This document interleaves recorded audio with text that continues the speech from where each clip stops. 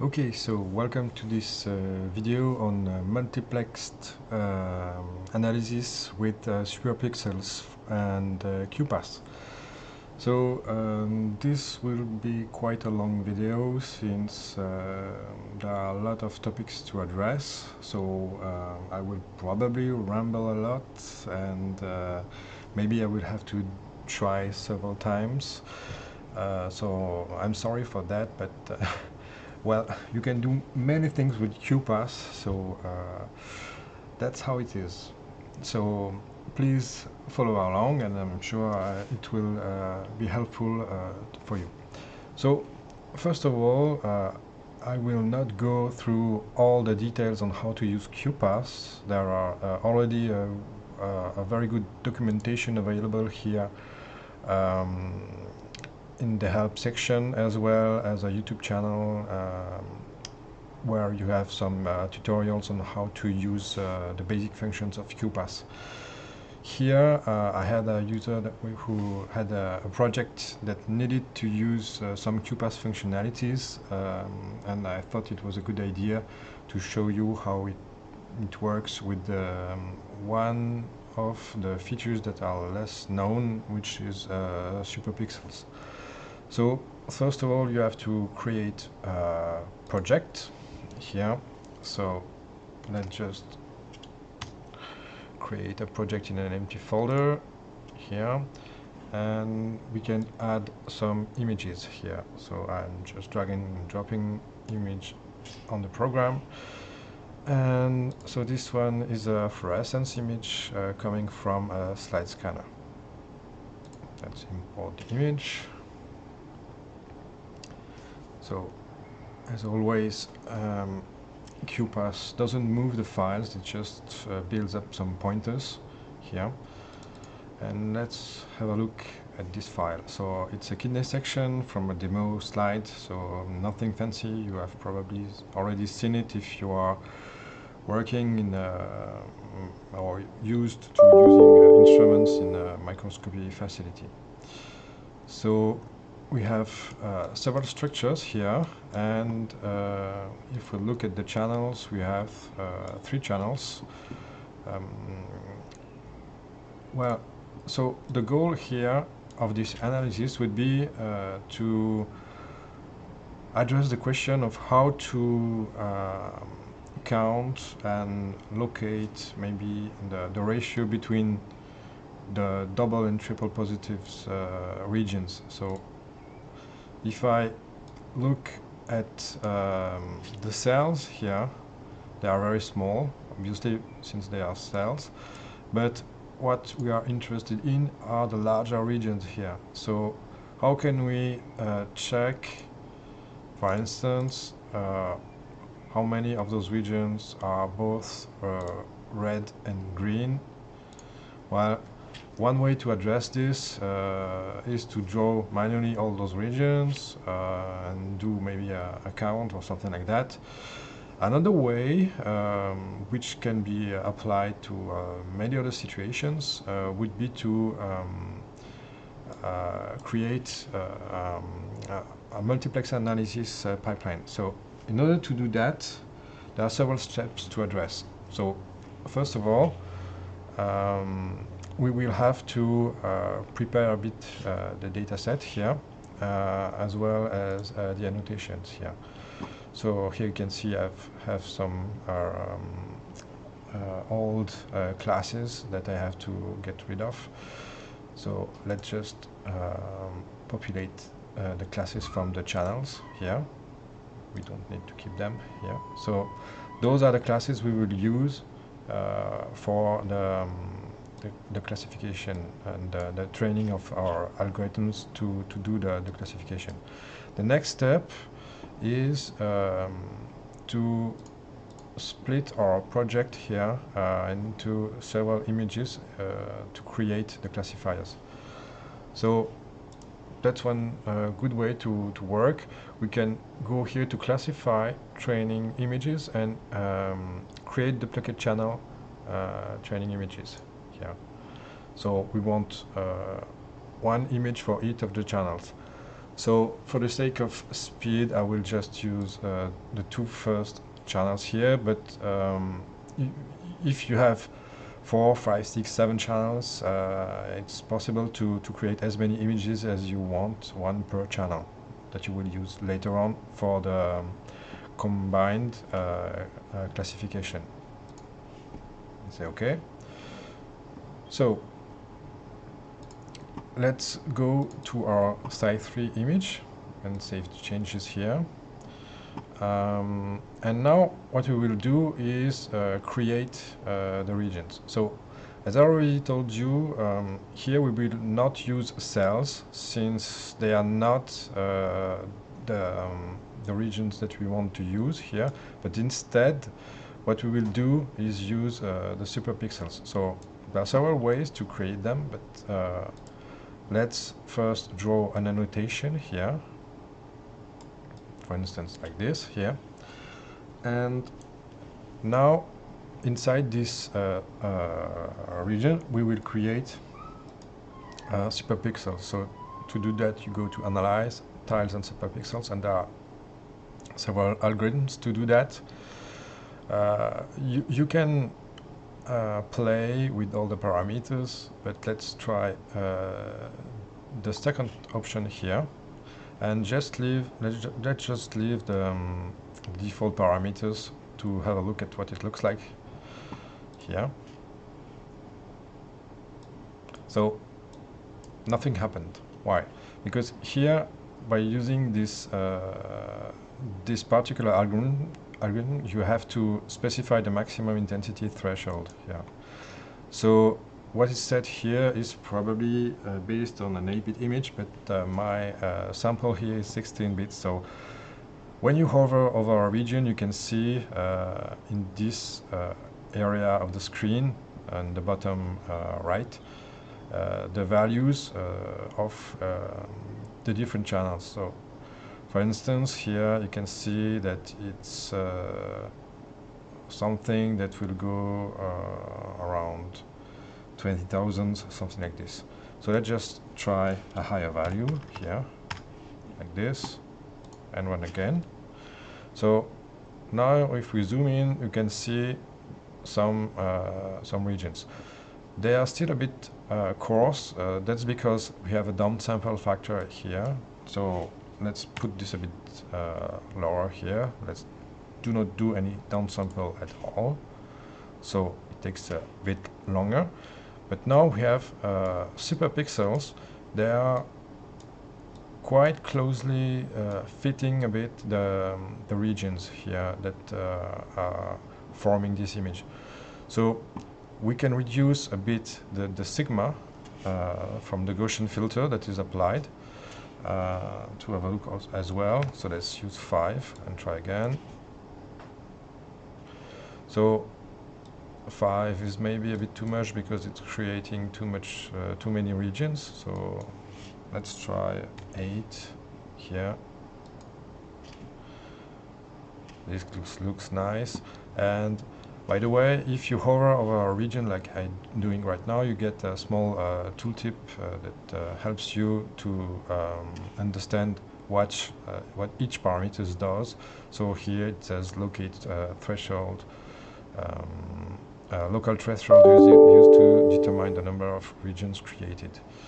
So if you see also too many regions, maybe you can set up a noise threshold higher. Let's try with this just to see the difference. So we have less regions right now. So up to you to find out what's relevant or not.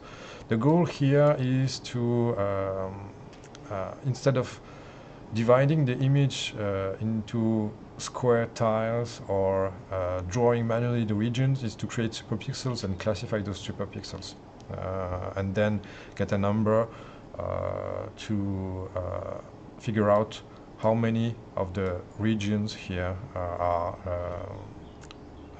both red and green. So, and let's move on. We will keep those parameters here for this demonstration here. Now we have some regions, but if I double click into one of those superpixels, for instance here, and I go to annotation, you can see that I don't have any kind of information. I just have the location, and that's it. So those regions currently are not very helpful. We have to add some data to them, and we can do that by going to analyze, calculate features, and add some features. So in this case, we want to add the intensity features here, and we want intensity features for all the channels, and also basic features might be helpful. Tile diameter will not be used since we are leaving the parameters here on ROI, and the preferred pixel size is 2 micron. Looking at the scale here, we can say it's okay to have a definition of 2 microns. So let's run this and now apply this to all the detections, since our superpixels are considered as detections. So that step is now done, and if I double click to select one of our superpixels, we can now see that we have many available parameters and many features. So the next step now is to do the classification here. So I'm currently, if I look at the project, on the image for the CIF channel. So we are displaying all the channels. Let's just clean this up a bit. Sorry, the window is here. So here we're just looking at this. So I will just adjust a bit for visual comfort here, the display of the screen. So we can remove here this huge spike here is just the background noise, the background signal. And here we can also adjust a bit the intensity. Okay, that's fine for me. Now let's go to the annotation tab. And now what we will do is draw some regions to build up the classifier. So let's use the brush tool here and say, okay, we want to define what is background and what is CIF3 positive. So you can use set class or auto set.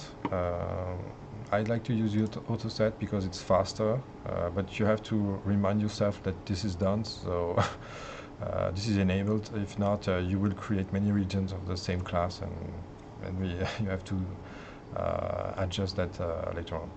So let's zoom into the image, and let's draw some regions that are not that are now considered as CIF3 as a class. This is CIF3, this is CIF3, this is CIF3, this is CIF3. Something like this. You can also draw regions outside. It doesn't matter really that much here. Like this. And now I will draw a few more regions here and say, okay, this is not CIF3, or even here I will consider this as background. I'm not interested in those regions at all. So that's why you cannot use just a simple tresholder or something like that, because you really want to discriminate between the different structures here that you have. So now I've added a few regions for each type, a few annotations. So while we are at it, here, ignore with a star here means that this will not be considered as a classified object. I mean, it's important here to have only two classes because later on, when we will do the compound classifier, those ignored parts will not get mixed up with the rest. If we had more channels, more classes, it would have been more complicated. So let's move on here and let's try to build our classification now. So we go to object classification here and train object classifier. So here we can leave everything by default. If we had multiple classes here, I would have selected only CIF and ignore. I would have done that if I had not split my project into several images and one image per channel. But I prefer to do it that way. Since then, the ignore I have here is specific to this model. I don't have to create an ignore class for each of the channels here. So I mean, this is quite important to know. So if I press live update here, you can see that most of my regions have been labeled in red. So it's maybe easier if I fill them. So I click here to fill detections. So now I can adjust here the transparency of the detections and the classification. So if this is okay for you, you can be satisfied with it like that. Here I see, for instance, that inside this part I have a region that has been detected as positive, while I would judge that it might probably not be included in if I was really thorough. So I can just update this by creating a new ignore region here. Let's just do that like this. And now, yeah, I have a few less regions. Okay, so once I'm satisfied with the classification, let's save it as a classifier. So this one will be CIF classifier. Nothing fancy, just something clear to understand what we are doing. So let's save this. And now let's move on to the second image. Actually, no, because if you have to do this for all the channels, it will become quite tedious. So let's just do something a bit smarter. If you go to workflow here, you can see all the repeatable steps that I have taken. So, for instance, creating the superpixels and computing the intensity features are quite useful here. And I want to be able to recall those parameters. So let's first create a workflow here. And I will remove all the unnecessary steps. So only the last one here was relevant here. So I can select those commands and remove them. Yes, don't need them. And I just want to keep the superpixel creator and compute intensity features. That's the only thing I need. Remove those selected items here, and now I will just create the script with those two commands here, and let's save this as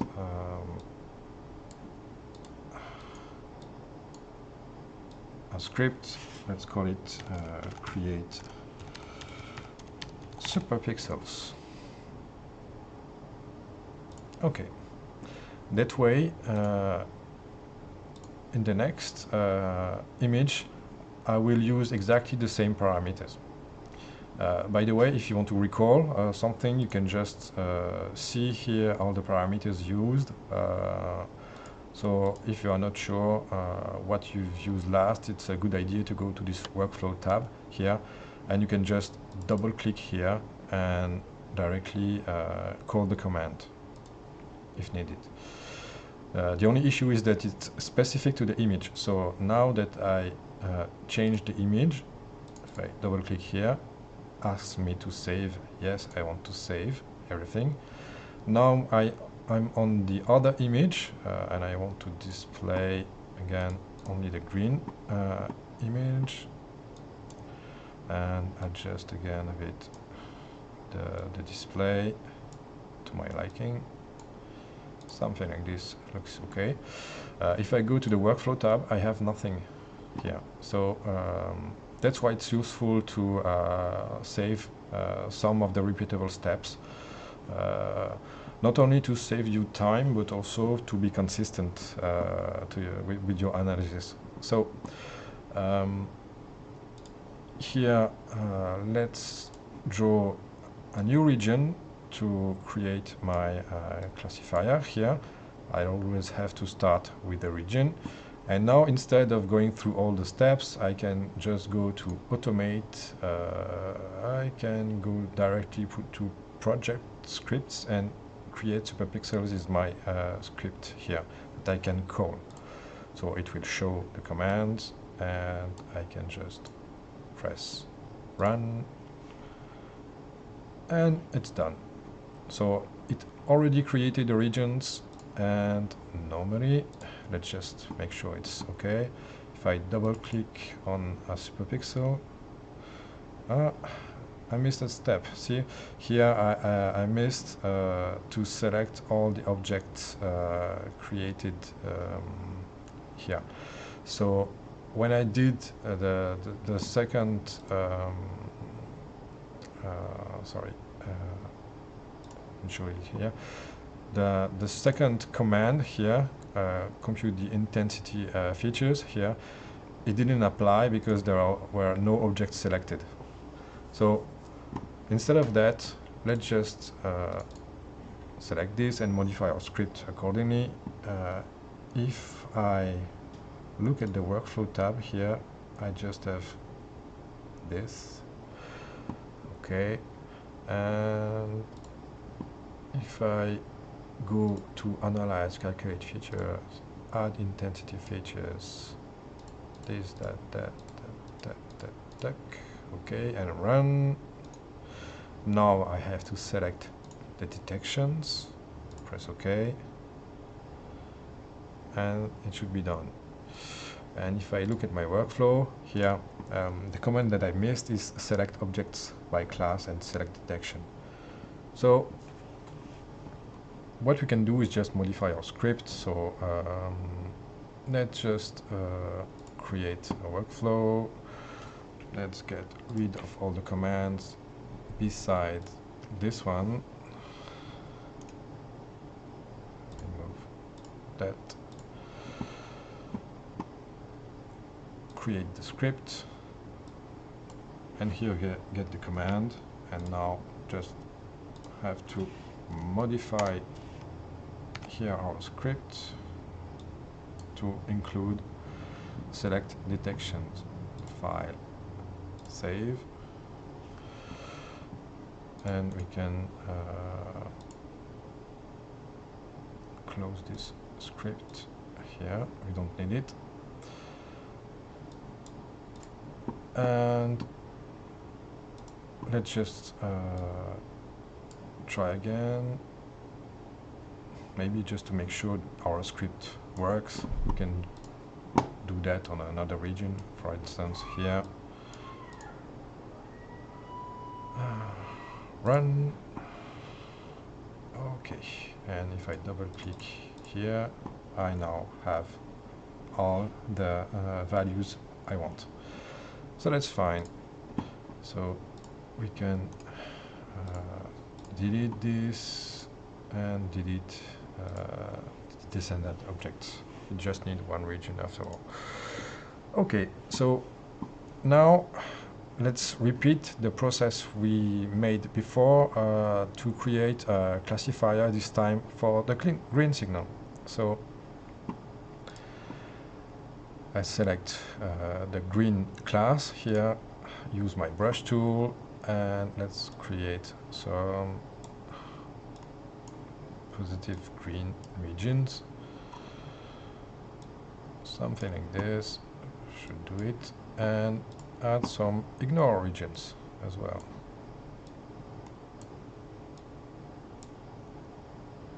So here you can see I'm doing ignored regions quite broadly, and also if I just for a moment enable again the red channel, you'll see that my ignore regions go over red images, red channels, objects. So that's why I have to separate the different images into each one for each channel, because the ignore class here is really specific to the Alexa 4088. I want to ignore everything here which is not the class I want to make. So let's just create the classifier now. So object classification, train object classifier. Again here, just make sure there's nothing else. What you can see here normally, it should be fine. So let's do a live update. Let's recenter this. Does it look okay? Yeah, it's missing a bit those regions here. So what should I do? Let's try to see if this works or not by adding a few more Alexa 488 regions.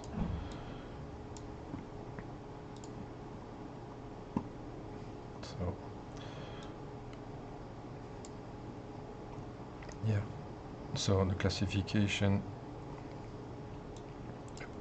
was updated here. Here it's not the case. So it doesn't really matter. If you think the superpixels are too large, well, you can adjust the parameters like I did. But the main point here is really to understand how to create those separate classifiers and combine them afterwards to get an idea of how many regions are having both classes.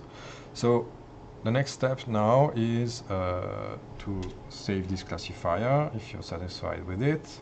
So let's call this Alexa 488 classifier. Let's save this one.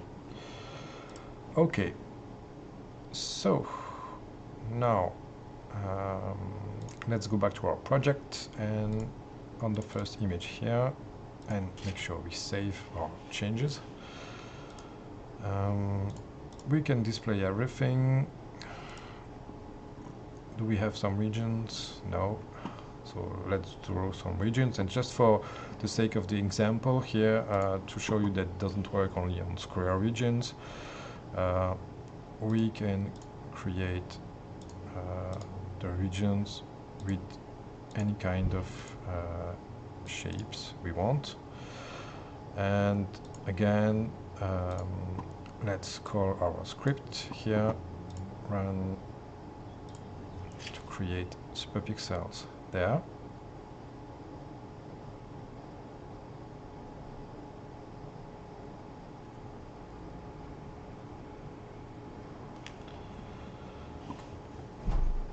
Okay, now it's done. Takes a bit longer since it's a larger region, and if I look here, I have some values. Okay, everything is set. The only thing is that, as you can see, as I told you before, I have auto set done here, so my current region is my current orientation is set as Alexa floor 88. Well, to get rid of that, let's just add a new class and call it region. Okay, and let's just change the color here to something a bit more neutral. Okay, and set class to region. Okay, so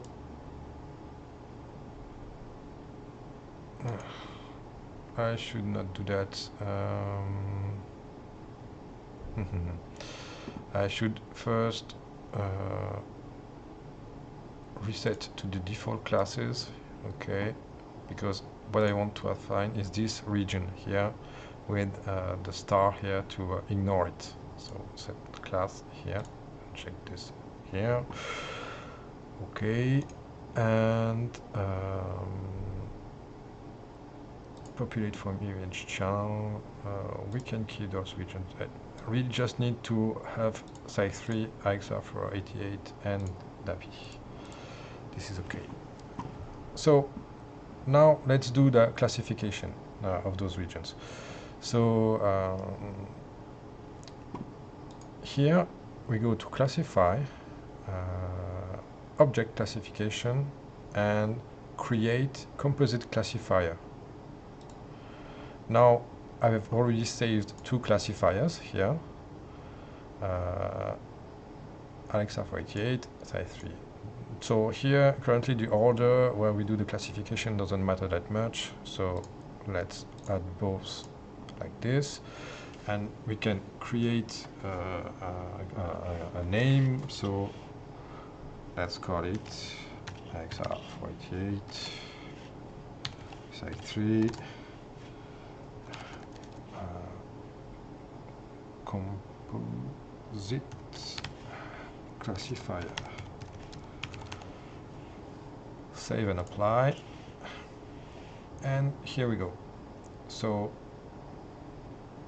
now we have classified regions here as both green and red, or having both colors. And here what I want to do is to check, for instance, if I double click on this region here, you can see the class is size 3, this one is Alexa for 88, and those that look a bit yellowish or green darkish are actually compound classifier, composite classes. So what we can do here, just to change this a bit, because I'm not really satisfied with how it looks.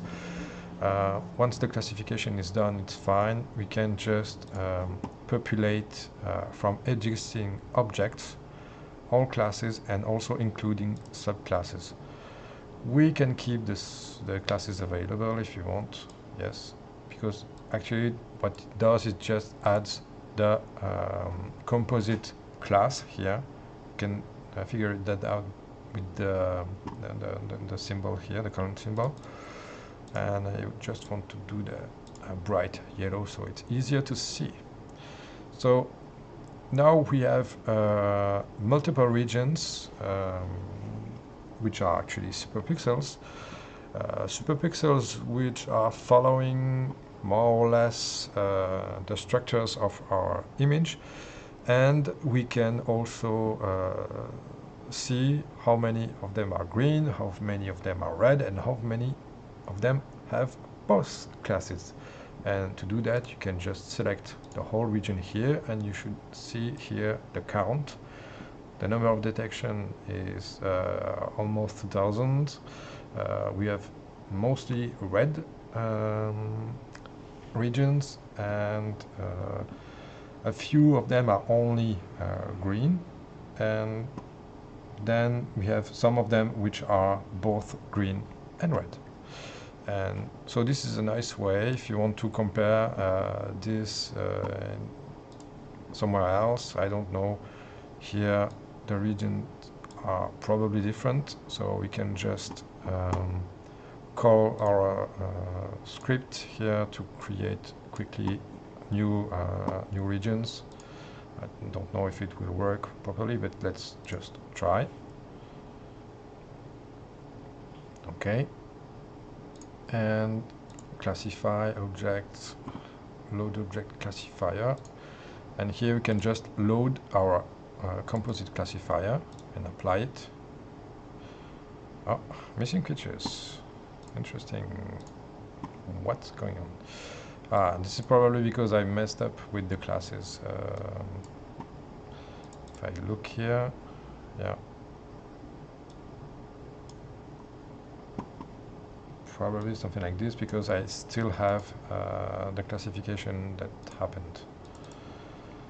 Here it's the correct class, and here this is the compound class. So yes, so you can see that in this part of the image you have mostly red regions, and here you have more compound regions, which you could obviously see but with your eyes here, but now you have a kind of tool that can help you to measure that. What is also nice is that now that we have classified those regions, if we go to the measurements and show the detection measurements here, we can have measurements only from several available classes here. So here you have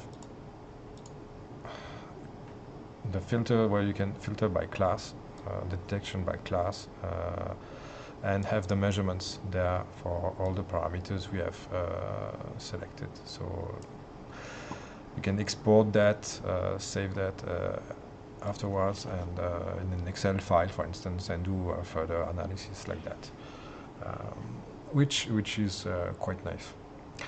So hopefully that gave you some ideas to work with QuPath and have some more insights on how QuPath allows you to do really nice analysis and some classifications.